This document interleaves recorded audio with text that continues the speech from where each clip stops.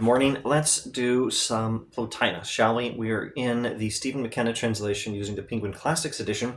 And let's look at what Plotinus has to say in this one passage in the First Aeneid, sixth tractate, treatise on ascent to beauty. Now remember, this is an interpretation and development of Plato's Symposium. And beauty is a non-physical reality, something higher than anything we know through the body or anything in the physical world. But what must we do? How lies the path? How come to vision of the inaccessible beauty, dwelling as if in consecrated precincts, apart from the common ways where all may see, even the profane? How do we rise beyond lesser things that everyone else pays attention to and come to a vision of, or maybe we should say an understanding of, or maybe we should say a mystical encounter with beauty itself?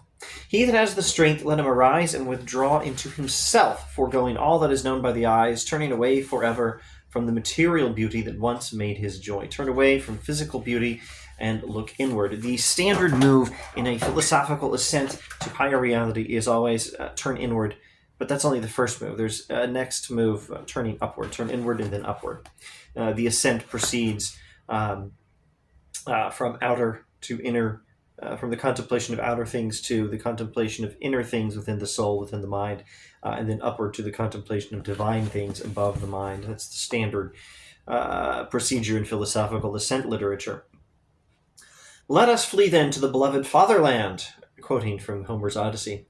This is the soundest counsel, but what is this flight? How are we to gain the open sea? For Odysseus is surely a parable to us when he commands the flight from the sorceries of Circe or Calypso, not content to linger for all the pleasure offered to his eyes and all the delight of sense filling his days. Now, here he's allegorizing Odysseus' flight from, well, I suppose originally from Troy, but flight to Ithaca, to the homeland, the fatherland, to his own country. Plotinus is allegorizing this as the soul's, as an image of the soul's ascent to higher non-physical reality. And in particular, what is Odysseus fleeing from? Circe and Calypso. That's very much a physical pleasure thing because, Odysseus has sex with Circe and Calypso.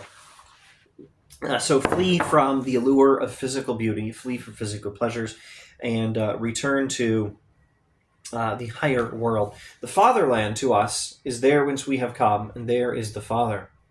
What then is our course? What the manner of our flight? This is not a journey for the feet, not a journey for the feet. You must close the eyes and call instead upon another vision, which is to be waked within you, a vision, the birthright of all, which few turn to use. The journey back to higher reality is not a journey for the feet. It's a journey for the soul, for the mind. You could say for the heart, perhaps, depending on exactly what you mean by these words. And in this inner vision, what is its operation, etc., etc.? Therefore, the soul must be trained to the habit of remarking first all noble pursuits, then the works of beauty produced not by the labor of the arts, but by the virtue of men known for their goodness. Lastly, you must search the souls of those that have shaped these beautiful forms. This is very much following on the Diadema speech in Plato's Symposium on the ascent to beauty. Turn from physically beautiful things and contemplate other kinds of beauty, non-physical beauty. Contemplate noble pursuits and the works of beauty produced by virtue. Contemplate the beauty of virtue and its works, and then search the souls, contemplate beautiful souls, the souls of those that have shaped these beautiful forms. But how are you to see into a virtuous soul and know its loveliness? Withdraw into yourself and look. Know your own soul, and that's part of how you'll know the souls of other people. But you don't just want to know other people. What you want to really know here is virtuous people. You want to know the souls of virtuous people, and you must have a virtuous soul yourself to do it.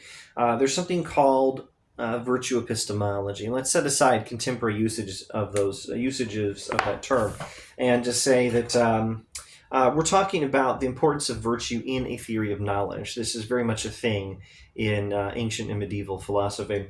In Plotinus' philosophy here, he's telling us that if you want to know the good, you have to be good. You can't understand goodness, except in very large part by becoming good. Becoming good is a necessary condition for understanding goodness. If you want to understand the beauty of souls, you have to know the beauty of your own soul.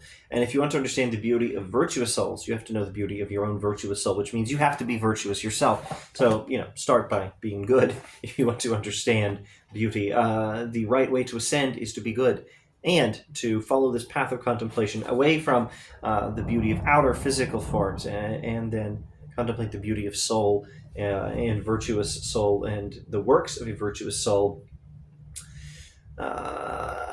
This is the only eye that sees the mighty beauty. If the eye that adventures the vision be dimmed by vice, impure or weak, and unable in its cowardly blenching to see the uttermost brightness, then it sees nothing, even though another point to what lies plain to sight before it. Sometimes you just can't see a darn thing in front of you if your eyes aren't working properly. No matter how clearly someone might explain something about higher non-physical reality, if your eye has not been trained, if your mind has not been purified, if you have not been virtuous and accustomed to contemplation of non-physical reality, you won't make any progress, you won't understand anything. To any vision must be brought an eye adapted to what is to be seen and having some likeness to it. Your soul's capacity to know the truth is largely a function of your soul being good. You're trying to know, know might have the wrong connotation. You are trying to become acquainted with higher non-physical reality. And you can't do that. You can't know this higher thing, this more good thing, unless you have been trained to know higher things and unless you have been good. Never did I see the sun unless it had first become sun-like. Plato's Republic is referenced there. Never can the soul have vision of the first beauty unless itself be beautiful. Therefore, first let each become godlike and each beautiful who cares to see God in beauty. First become good, become beautiful in your soul, become beautiful in your soul if you want to see true beauty. So mounting the soul will come first to the intellectual principle and survey all the beautiful ideas in the supreme, and will avow that this is beauty, that the ideas are beauty, for by their efficacy comes all beauty else, by the offspring and essence of the intellectual beauty, of the intellectual being. What is beyond the intellectual principle we affirm to be the nature of good, radiating beauty before it, so that, treating the intellectual cosmos as one, the first is the beautiful. If we make distinction there, the realm of ideas constitutes the beauty of the intellectual sphere, and the good which lies beyond is the fountain at once and principle of beauty. The primal good and the primal beauty have the one dwelling place, and thus always beauty's seat is there. I really don't want to stop and review the different levels of Plotinian metaphysics, but let's just observe that there are these levels, and that if you don't know what I'm talking about, you can go back and watch earlier videos in the series, and the Plotinus is accounting for the presence of higher non-physical beauty in more than one level here, and ultimately beauty itself appears to be the one, which is also the good, which is the highest reality there is, and you have to become good and have a beautiful soul in order to see it. Thanks for watching.